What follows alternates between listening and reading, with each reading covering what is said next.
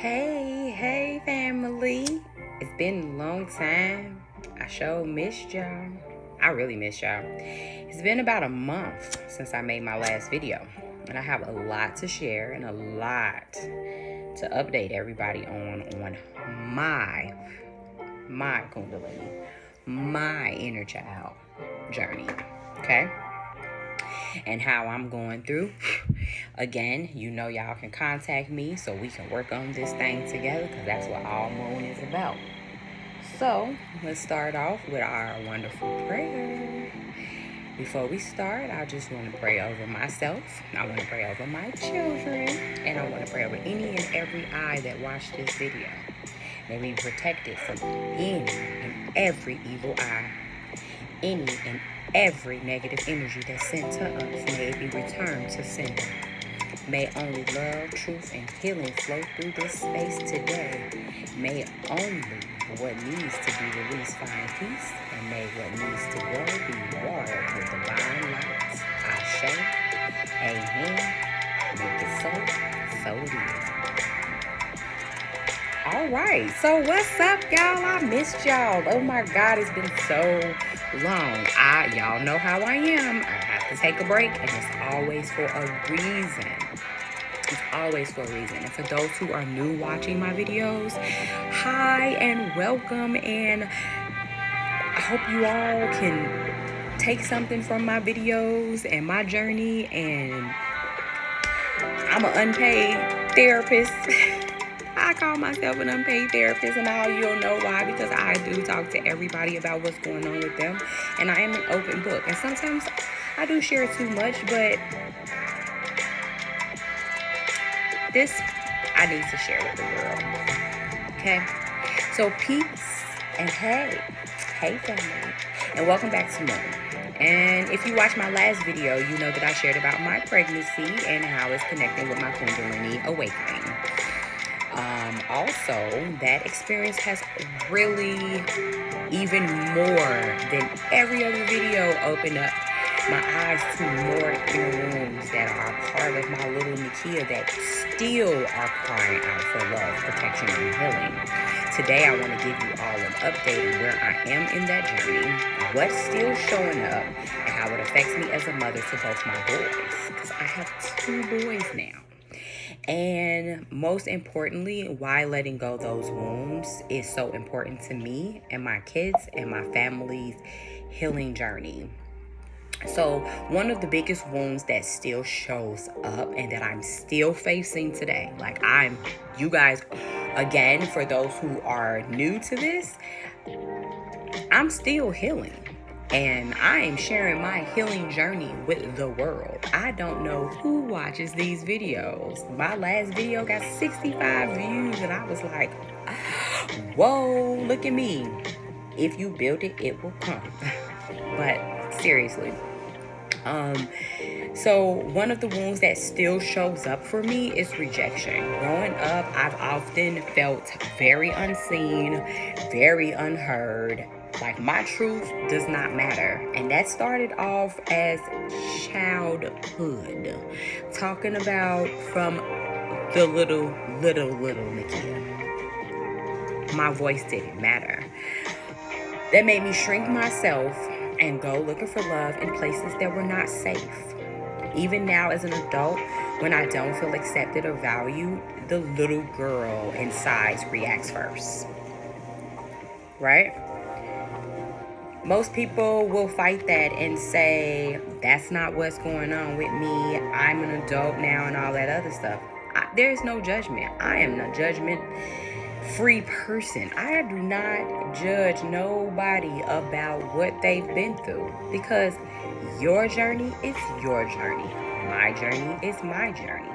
And as we are going through the inner workings of relationships, inner child healing together, and of course, Kundalini awakening, I can only and will only speak for me. I'm not speaking for nobody else. Your facts is your facts. My facts is my facts. So a part of that rejection wound is primary emotion of that is shame. So I can speak on this for me as a most recent experience. I have let people shame me. I have shamed myself. Okay?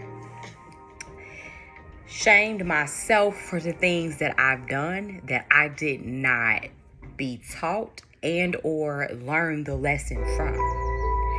I have been ashamed to speak on certain things, and I have been shamed and used my past has been weaponized to make me more shameful of it. And the fact that a person would do that and people do that to each other, it's very hurtful, but it's not helping you heal. So going to therapy and also your self-healing and doing your shadow work, this stuff be a part of it that a lot of people don't touch bases on it. And for me, I was doing my shadow work and I do my shadow work, but I wasn't hitting those necessary bases of what that is. That rejection, that abandonment, that neglect, that comes from shame.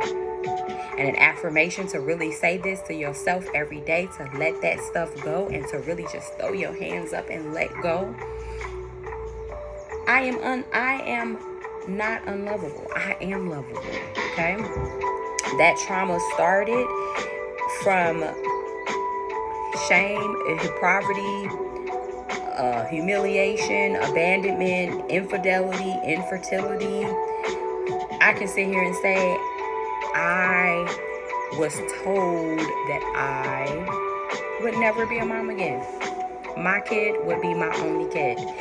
And I started living my life like that was going to be my only kid. And then God blessed me 14 years later with another little, wonderful little boy. He is so wonderful and so wonderful. And I adore him so much. And I am in love with him so much. And God knew what he was doing when he gave me boys. That's all I'm going to say.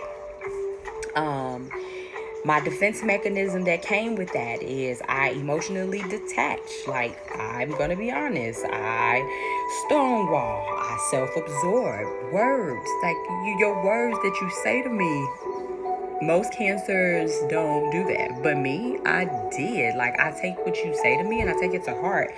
So I self-absorbed. I became hyper independent in some situations. And then I reject others when someone is trying to give me some genuine, real love and appreciation, and I reject it. Why? Because I'm so used to being rejected. I'm so used to this. That little girl is so used to it. I react immediately in that way.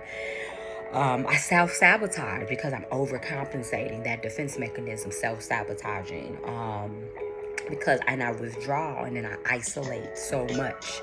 I become avoidant. I become very hot and cold. I isolated myself for probably the last 3 years. Most things that it shows up again in your relationships is shit becomes dysfunctional, and then you start to be like accustomed to the dysfunction. You be in denial, self-sabotaging. I've done it all. More affirmations to speak on is I'm healthy for me to identify abuse. It's very healthy. It's very healthy for you to set those respected boundaries for being involved in your life, and setting those boundaries is a way of fixing those things. Another wound that I am still dealing with and still healing, that this beautiful little spirited girl that was tough as nails and mean as hell. I'll put more into that sooner or later, but was overwhelmed. As a child, I carried way too much responsibility, mentally, emotionally, and physically. I was expected to handle things no child should ever fucking have to carry. Yes, I had to cuss. I'm sorry. So even now, I feel like life is too heavy, and I'll go in my shell and I'll become that cancer crab. Like, I have to hold it all together for everybody by myself, and I isolate myself. And when I say overwhelming, I be effing overwhelmed. And I get this sense of calm that comes over me, and it lets me know that God is with me. God is on my side, and this is a part of the process, and to appreciate the process. That's the part of the journey. That's what the one thing that people don't do, is they don't accept that. Another wound that I'm still healing from is insecurity and inaccuracy. They are very deep. When you grow up being shamed and belittled, it plants the seed that you're not enough in your spirit. And I still battle with that voice sometimes based off of my past relationships. Okay? Feeling like you're not enough, feeling like you're inaccurate, triggers a lot of insecurities. Your pride, you're in competition, and your admiration, and your feeling of being told that you're not chosen, and then feeling unconditional, feeling you're not feeling you're getting unconditional love. You're feeling like you're getting conditional love. And yes, this hair is driving me crazy. Not getting unconditional love, and feeling in your thoughts that you're having that I'm doing the best. What's for me? I'm all right, and I'm smart, and I'm superior. And those defense mechanisms that comes with those insecurities is, I'm stubborn as shit. Like, I ain't even gonna front. I'm stubborn as hell. Like, it shows up in my relationships. It started. Remember, we talked about this before. Kundalini starts from the womb. It starts from the womb. And I know a lot of people sit there and they'll fight me on that, and they don't think that you are really taught certain things. More and more of me going through this, certain things is coming to my mind that I need to let go of and heal from, because I don't want to pass it down to my children. I talked about it in my last video. What did I pass down? Unhealed things that I passed down, emotions and everything else that I passed down to my new baby, that I didn't pass down to my first child.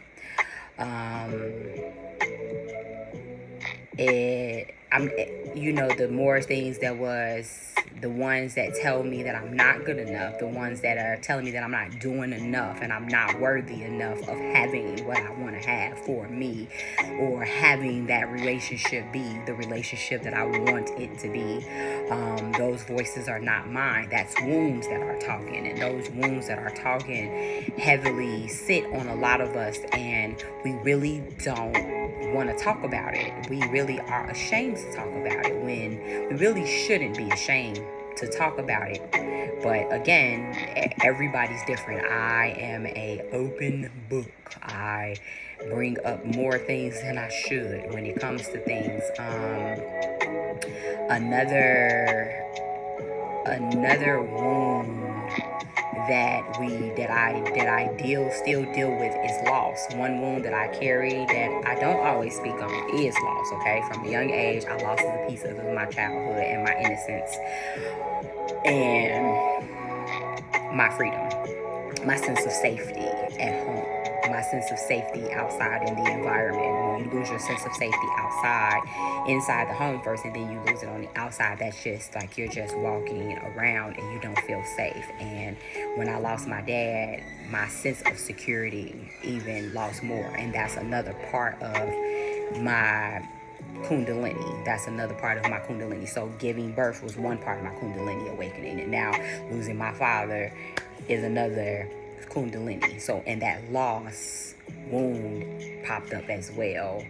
I experienced losses in my relationships. I losses of trust and parts of myself that I never thought that I would get back. And that kind of loss leaves you feeling like you always have to prepare for things to be taken away, or prepare for the worst. Even as a mother, I sometimes find myself holding on too tightly because of fear of losing again. And I be overcompensating as a mom. But the truth is, loss has taught me the value of the presence, and cherishing my children's laughter, and honoring my healing, and remembering that even when something leaves, God makes space for new life. And I definitely hit a lot of those points. as well. And a lot of growth is coming from this whole entire situation. So I am really proud of myself. And you should be proud of yourself too if any of this stuff is resonating. Another wound that I still face is judgment. Growing up, I was judged harshly by my parents, my family, the whole world around me, even by myself. I was made to feel like I wasn't good enough, like I had to earn love by being perfect. And what's perfect? So show me perfect. Who's perfect? The judgment followed me into my adulthood. It made me second guess myself, silence myself, and sometimes try to become what others wanted me to be just so I could be accepted.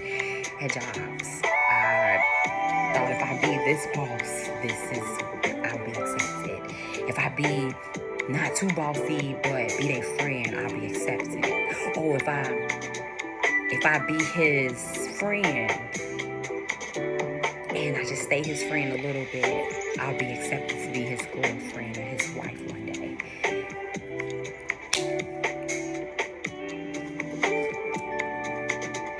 Not telling my story, not telling my truth, because I feel like the judgment's gonna kick in, because that's what I've been dealing with as a child my whole entire life. But now I'm realizing that judgment is just another layer of fear. And what is fear? When I hear the voices in my head telling me that I'm not enough, or I'm not gonna make it, or my dreams is too big, or even the voices on the outside, the judgment from the outside world that you crazy for this spiritual shit, you crazy for believing that this is what it is. Oh, God talked to you, but God ain't talking to me about it. Well, God ain't talking to you the way God talks to me. Your path ain't my path. My path is my path. I have to remind myself that that's not my truth, regardless of what nobody says. It's not my truth. My truth is love. My truth is worthiness. I am worthy of any and everything that I want in this life. And my children deserve to see me walking in my truth and not in shame. So that's a bigger thing for me. It is very, very important of opening these arms and opening your arms and letting go. Holding on to these wounds have been keeping me stuck in old patterns. It makes me second guess myself as a mother. It makes me second guess myself in friendships, relationships, family, and everything. It makes me tolerate things in those relationships, regardless if they're platonic, romantic, family, friends, and that I don't deserve. And I will no longer accept that reality for me. It can even block me from stepping fully into my purpose because I'm so busy still going through those little big emotions. Like, I know I told y'all on many videos ago, I know what my purpose is. My purpose is to evolve, become the evolved version of my mother, heal my lineage, heal my generational curses, heal what that little girl was supposed to do, because this little girl has learned so many lessons. But the truth is, if I don't let it go, then little Nakia, everything that little Nakia went through, both of my boys are going to start carrying pieces of that. And I witnessed it firsthand, and I'm a product of it firsthand, that if you don't heal those things, you keep passing them down. And it's going to show up in your kids. Whether they don't show up to them now, whether they show up to them when they're 20, when they're 30, they're 40, in their relationships. I'm watching things that was not healed in my lineage being passed down to me and show up in my relationship. Things that my little inner girl didn't get to heal before she got into it. The things that I didn't get to love and honor and peaceful and fun about myself that I didn't get to, it showed up in my relationships. I cannot do that with my kids. And I refuse to let that cycle continue. I want my sons to know love without conditions. I want them to feel safe being exactly who they are. I want them to see see a mother who believes in her worth and her power, so they grow up knowing their own at all times. Just because it's a boy and it's not a girl don't mean that it still don't apply. My bigger family journey is more important. My healing is not just about me, it's my whole family. My mother carried wounds My father carried wounds, and their energy shaped my childhood. I can't speak for nobody else again. Y'all know me. I don't speak for nobody else. I speak for me. But now God has given me the assignment to break those chains and get that out through motherhood, through spiritual awakening, through facing my own shadows. I'm creating a new story for my family. It's not easy. Some days I still cry. Some days I still hear the old voices, but I remind myself that I survive, and now I get to thrive, and I get to shine, and I get to be in a better light than I used to be.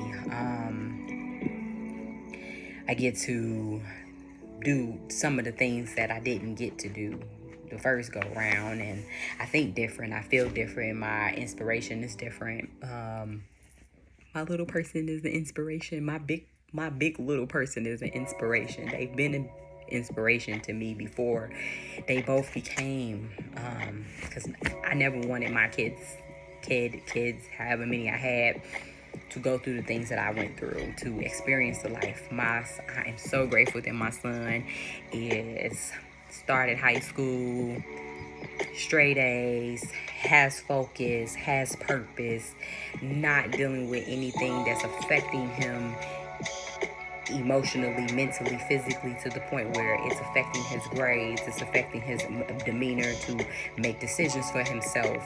And I don't want that for my next child either.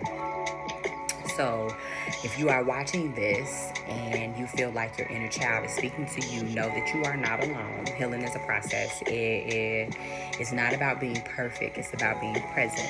Every time we choose to release rejection, overwhelming, insecurity, loss, inaccuracy, all of the wounds, we choose our freedom, not just for ourselves, but for our children and our generations to come.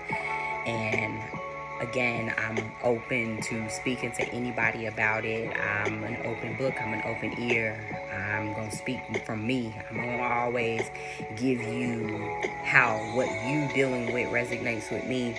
So therefore, we can understand where we're on the same path or the same journey and what we have in common. Never to let me make it about me. I don't do that. I don't judge. Everybody's been through something. Everybody's go through something. So thank you for being here with me again on this journey. I would love to hear your comments about what inner workings and inner child wounds that you're working through, and how you are choosing to let go.